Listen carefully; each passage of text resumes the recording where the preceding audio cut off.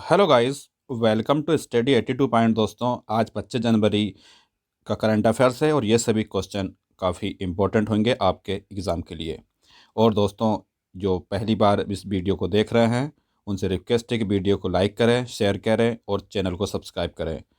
तो शुरू करते हैं। क्वेश्चन नंबर फर्स्ट है दोस्तों, वैज्ञानिकों ने एक क्लस्टर में दुर्लभ गर्म यूवी चमकीले तारों को किस सैटेलाइट के टेलीस्कोप का उपयोग करते हुए देखा है? तो राइट आंसर होगा इसको एस्ट्रोसेट। अभी हाल ही में वैज्ञानिकों ने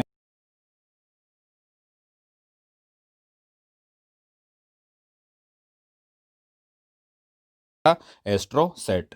क्या है एस्ट्रोसेट? इसके बारे में चर्चा करते हैं।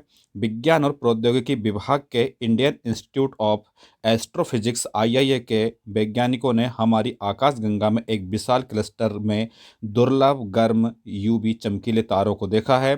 खगोलविदों ने अल्ट्रावायलेट इमेजिंग टेलीस्कोप का उपयोग किया है।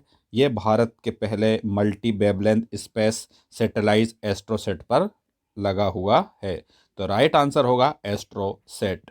बात करें क्वेश्चन नंबर 2 की। नामरूप, जो हाल ही में अपने यूरिया प्लांट के लिए खबरों में था, किस राज्य में स्थित है? तो नामरूप जो है अभी सुर्खियों में था, यूरिया प्लांट, और इसका राइट आंसर होगा असम। असम में है नामरूप है, जो कि यूरिया प्लांट के लिए खबरों में था। बात करें नामरूप की। नामरूप जो है असम के दक्षिण पूर्वी भाग में स्थित एक शहर है। रसायन और उर्वरक मंत्रालय द्वारा हाल ही में नामरूप में आगामी यूरिया संयंत्र के संबंध में एक बैठक आयोजित की गई है।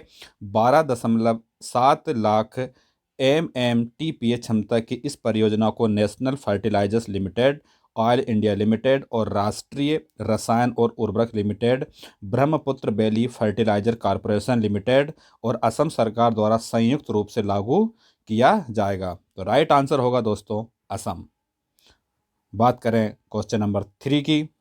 एबल 370 क्या है, जिसकी तस्वीर हाल ही में नासा ने साझा की है? और ये एबल 370 है, यह है दोस्तों गैलेक्सी क्लस्टर। इंपॉर्टेंट क्वेश्चन है, आगामी MPPSC एग्जाम के लिए इस टाइप के क्वेश्चन पूछे जाते हैं एग्जाम में। तो एबल 370 क्या है? तो यह एक गैलेक्सी क्लस्टर है। नासा ने हाल ही में एबल स्पेस टेलीस्कोप के माध्यम से कैप्चर की गई आकाशगंगाओं के विशाल समूह एबल 370 की तस्वीर पोस्ट की है। नासा के बयान के अनुसार इस क्लस्टर का विशाल गुरुत्वाकर्षण प्रकाश को मोड़ने में सक्षम है और ये घटना एबल 370 के पीछे आकाशगंगाओं का दृश्य को विकृत करती है, जो पृथ्वी से 4.9 बिलियन प्रकाश वर्ष दूर स्थित है। तो यह करेक्ट आंसर होगा दोस्तों। बात करें क्वेश्चन नंबर 4 की। क्वेश्चन नंबर 4 है दोस्तों, 1776 कमीशन रिपोर्ट जो हाल ही में खबरों में थी, किस देश से जुड़ी है? तो 1776 कमीशन रिपोर्ट जो है दोस्तों अमेरिका से जुड़ी हुई है। क्या है ये 1776 दोस्तों? इसके बारे में देखते हैं। व्हाइट हाउस ने हाल ही में 1776 आयोग की रिपोर्ट जारी की है, जिसे पिछले साल सितंबर में पूर्व अमेरिकी राष्ट्रपति डोनाल्ड ट्रंप द्वारा शुरू किया गया था। और ट्रंप ने देश में देशभक्ति शिक्षा को बढ़ावा देने के लिए एक राष्ट्रीय आयोग स्थापित करने के आदेश पर हस्ताक्षर किए थे, जिसे हम 1776 कमीशन भी कहा जाता है। बात करें क्वेश्चन नंबर 5 की। मेघालय, मणिपुर और त्रिपुरा में राज्य दिवस कब मनाया जाता है? आपको याद रखना है, सभी भारत के जितने भी स्टेट्स हैं उनका आपको स्थापना दिवस याद होना चाहिए। तो इसका राइट आंसर होगा 21 जनवरी।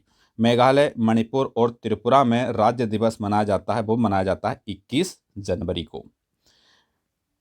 मेघालय, मणिपुर और त्रिपुरा में 21 जनवरी 2021 को अपना 49वां राज्य दिवस मनाया है।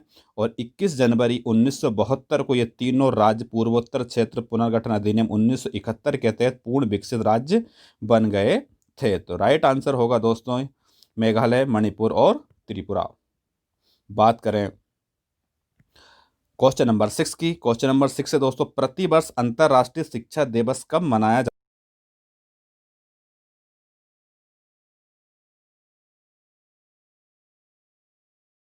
राष्ट्रीय शिक्षा दिवस मनाया जाता है? आपको इसे याद रखना है, इंपॉर्टेंट क्वेश्चन है।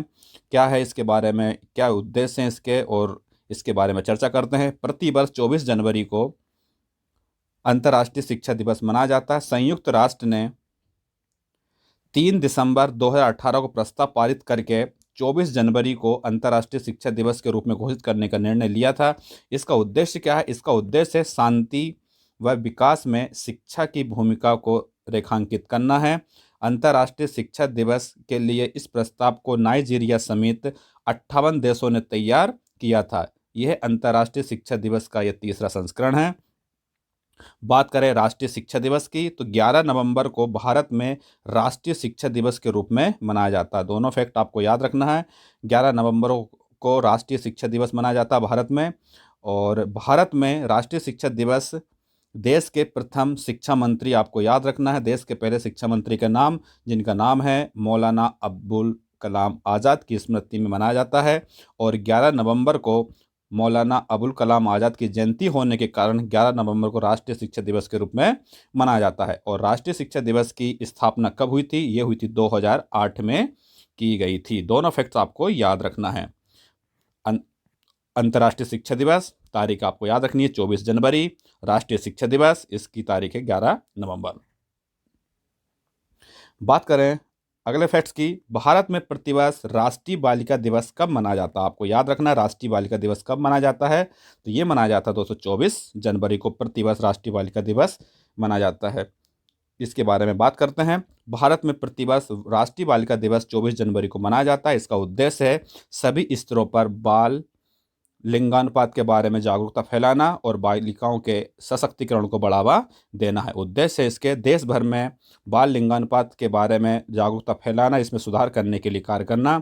और बात करें योजनाओं तथा पहलों के द्वारा बालिकाओं को सशक्तिकरण के लिए अवसर उपलब्ध करवाना और बालिकाओं के विकास के लिए सकारात्मक माहौल तैयार करना, ये इसका उद्देश्य है। तो याद रखना है आपको, भारत में प्रतिवर्ष बालिका दिवस 24 जनवरी को मनाया जाता है। बात करें अंतर्राष्ट्रीय बालिका दिवस की, तो अंतर्राष्ट्रीय बालिका दिवस 11 अक्टूबर को विश्व भर में अंतर्राष्ट्रीय बालिका दिवस के रूप में मनाया जाता है। इसका उद्देश्य भी क्या है? बालिकाओं के अधिकारों के बारे में जागरूकता फैलाना है और उन्हें शिक्षा, पोषण, स्वास्थ्य सुविधा और कानूनी अधिकार और भेदभाव से संरक्षण उपलब्ध करवाना है। अंतर्राष्ट्रीय बालिका दिवस की घोषणा संयुक्त राष्ट्र संघ के द्वारा की गई थी और इसके लिए महिलाओं की स्थिति के लिए कनाडा की मंत्री रोना अम्ब्रोस ने इसके लिए प्रस्ताव प्रस्तुत किया था। संयुक्त राष्ट्र महासभा ने इसके लिए 19 अक्टूबर 2011 को प्रस्ताव पारित किया गया था और सर्वप्रथम 11 अक्टूबर 2012 को अंतर्राष्ट्रीय बालिका दिवस मनाया जाता है। आपको याद रखना है अंतर्राष्ट्रीय बालिका दिवस कब से मनाया जाता है? तो ये मनाया जाता है दोस्तों 11 अक्टूबर 2012 से। प्रस्ताव पारित हुआ था 19 दिसंबर 2011 को। बात करें क्वेश्चन नंबर 8 की, भारत के किस राज्य में चींटी की नई प्रजाति खोजी गई है? और ये खोजी गई दोस्तों केरला में। केरला में भी हाल ही में नई चींटी की प्रजाति की खोज की गई है। इसका राइट आंसर होगा केरल। हाल ही में भारत में एक दुर्लभ चींटी जीन्स ओसेरिया की 2 नई प्रजातियों की खोज की है। यह प्रजातियां तमिलनाडु और केरल में खोजी गई है। मुख्य बिंदु है इसमें ओसेरिया जीन्स की नई खोजी गई प्रजाति एंटना सेगमेंट की संख्या के मामले में दूसरों से भिन्न है। इन 2 चींटी प्रजातियों में से एक का नाम ओसेरिया जोशी रखा